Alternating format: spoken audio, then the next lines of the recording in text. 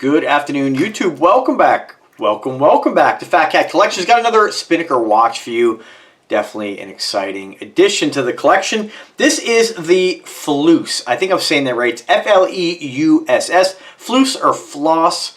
If you wear this watch, you're going to definitely be flossing. But great looking piece. So this is done in that baby blue, white, and sort of like a sky blue. Love the color combination on this here.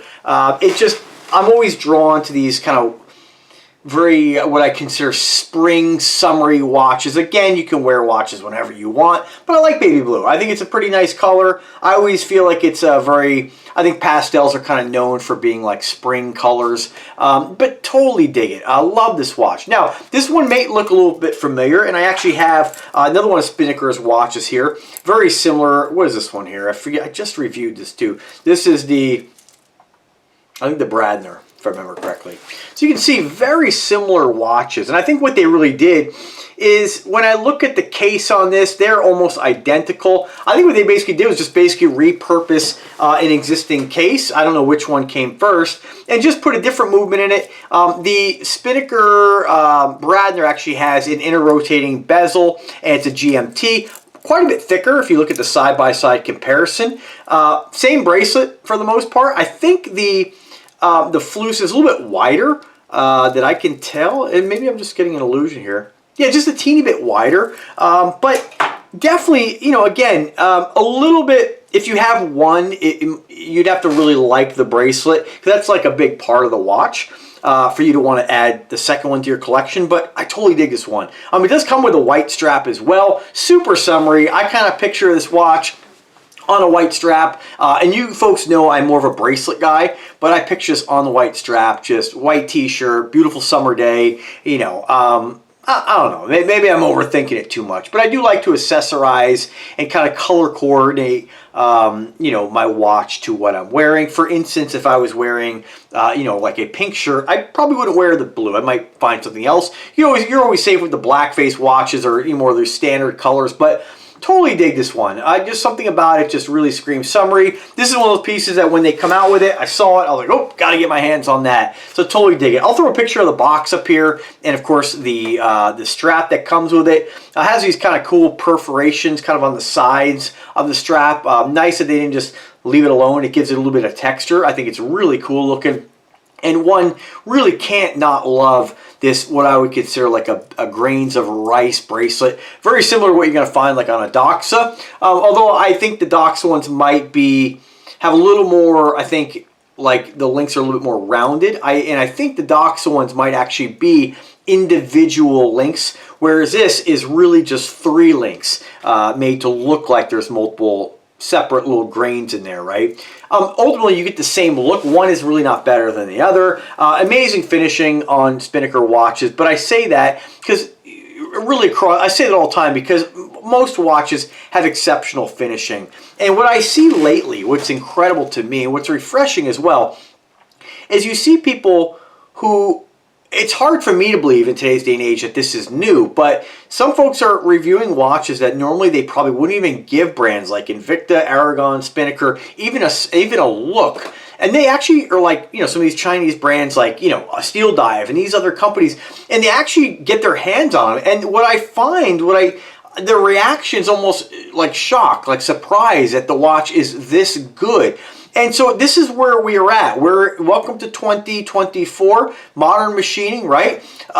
You know, things get better and better. And the machining of these watches, the finishing. I mean, I know a lot of times you'll see YouTubers put up, you know, a Rolex under 200 times magnification, and of course you see everything.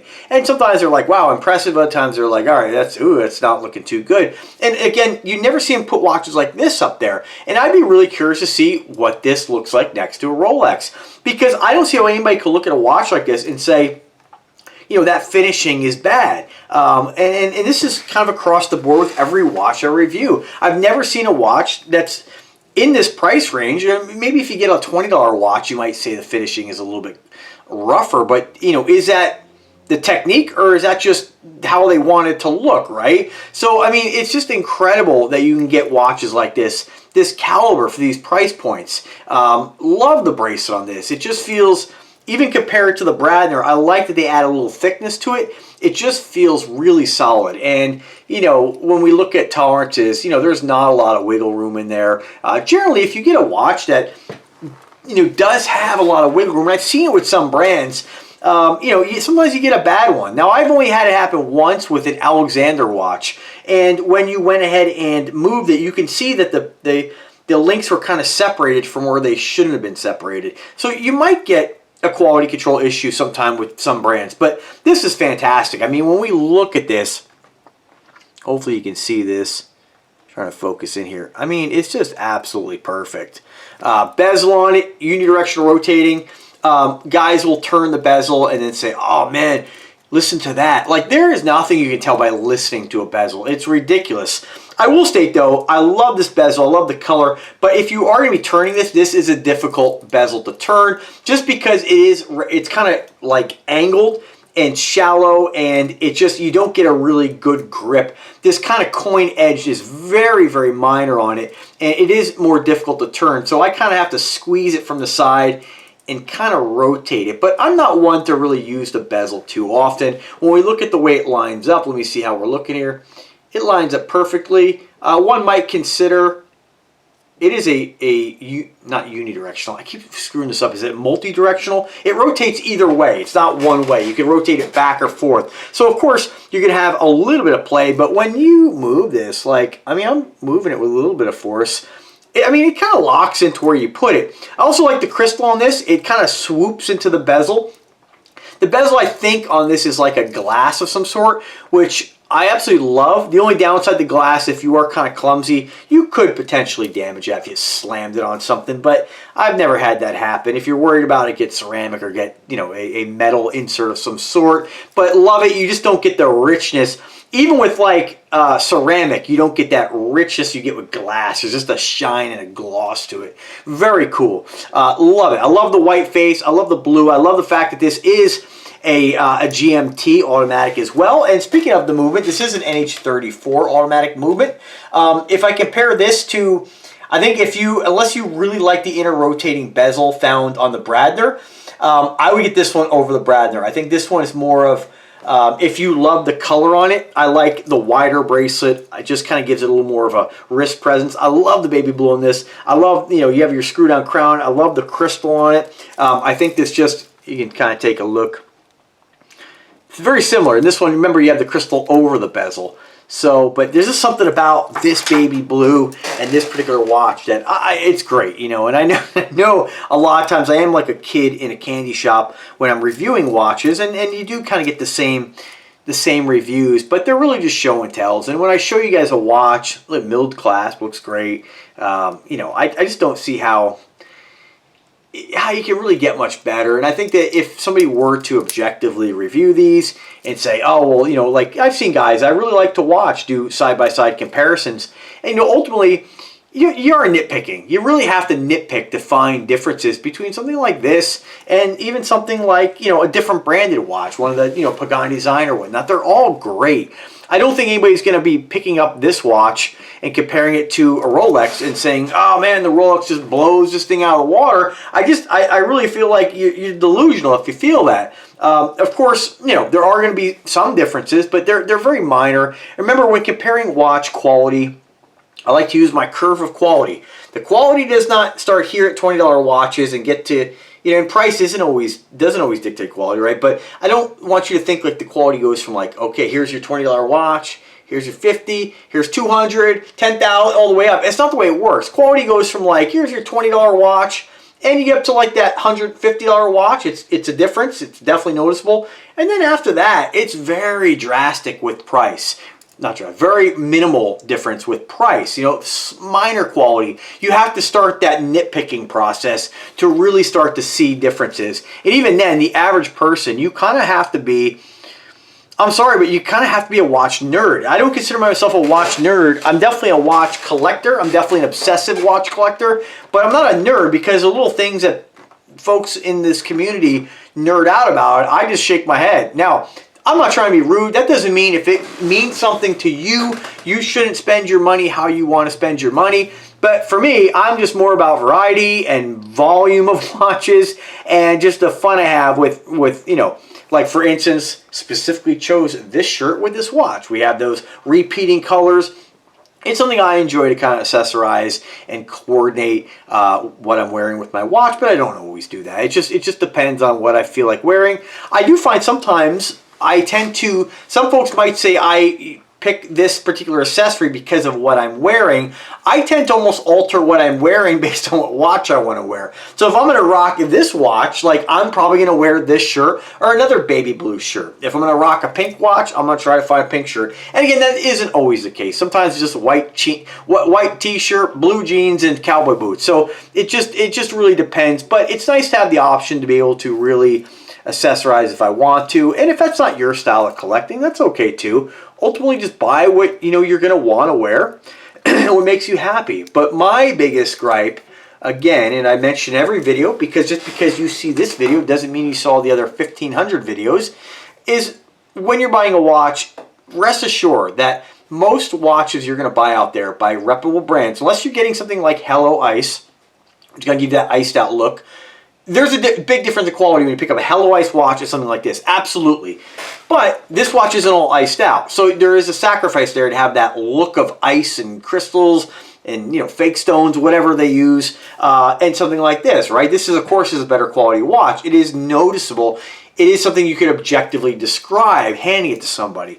But when we're looking at something like this and a Pagani design or a Invicta Pro Diver, that becomes harder to do because they're just good quality watches across the board. And so ultimately, no matter what your budget, you can get yourself a great watch. So as far as the specifications on this, we have stainless steel, checkbox number 2. We have 43 millimeter case diameter, 13 millimeters in case thickness, kind of standard watch size. I think anytime folks are looking into a watch, you know, I wear anything from 40 up to, you know, 70, right?